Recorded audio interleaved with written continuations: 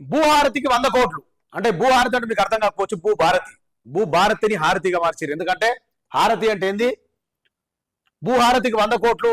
తీగలాగితే కదులుతున్న భూభారతి డొంక, కొడకళ్ళ నుంచే కుంభకోణాన్ని స్కెచ్, మీ సేవా నిర్వాహకుడి ఐడి పాస్వర్డ్ తోనే దర్జాగా భూభారతి స్లాట్ బుకింగ్లు, పోర్టల్లో లొసుగులే ఆసరగా దందా, సాఫ్ట్వేర్ నిపుణుడి సాయంతో ఒప్పందం, జనగామ యాదాద్రి జిల్లాలోని పలు అలైన్ సెంటర్లు కేంద్రంగా దందా, వరంగల్ పోలీసుల అదుపులో పలువురు, సొమ్ము రికవరీకి కొనుగోలుదారులపై ఒత్తిడి అని చెప్పేసి కూడా ఒక వార్త కూడా మనం చూడొచ్చు.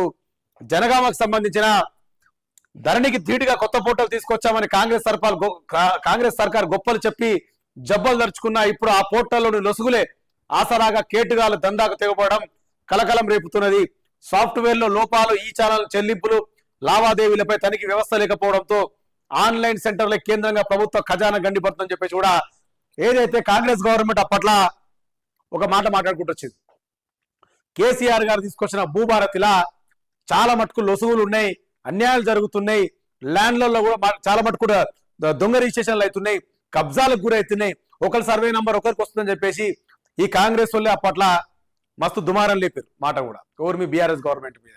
సరే కాంగ్రెస్ గవర్నమెంట్ వచ్చిన తర్వాత వాళ్ళు భూభారతి ఏమంటారు, భూభారతి అని చెప్పేసి ధరణికి ధీటుగా భూభారతి తీసుకొస్తామని చెప్పి ధరణికి ధీటుగా తీసుకొచ్చారు అని చెప్పేసి వాళ్ళు చెప్పుకున్న మాట మనం చూసినామే.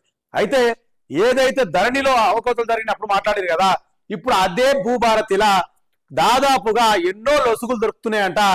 దానికి సంబంధించి ఒక మీ సేవా నిర్వాహకుడు ఐడి పాస్వర్డ్ తో దర్జాగా వారు వేయాల్సిన పనులన్నీ భూభారతి స్లాట్లు గిట్లు బుక్ చేసి కంప్లీట్ గా 100 కోట్ల స్కామ్ చేసింది.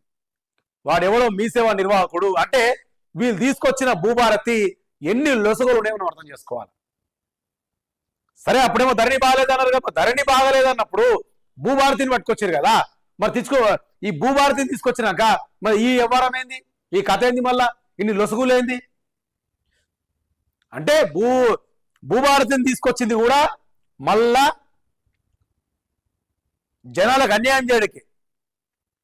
మరి ఇన్ని లొసుగులు ఉన్నాయి, ఆల్రెడీ 100 కోట్ల స్కామ్ జరిగేదాకా కూడా 100 కోట్లు పక్కదారి పట్టేదాకా కూడా ఏం చేస్తుంది వాళ్ళ గవర్నమెంట్?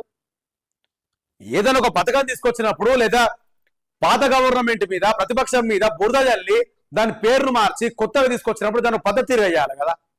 అంటే జనాలకు మంచిగా నీకే కదా మీరు మాట్లాడింది.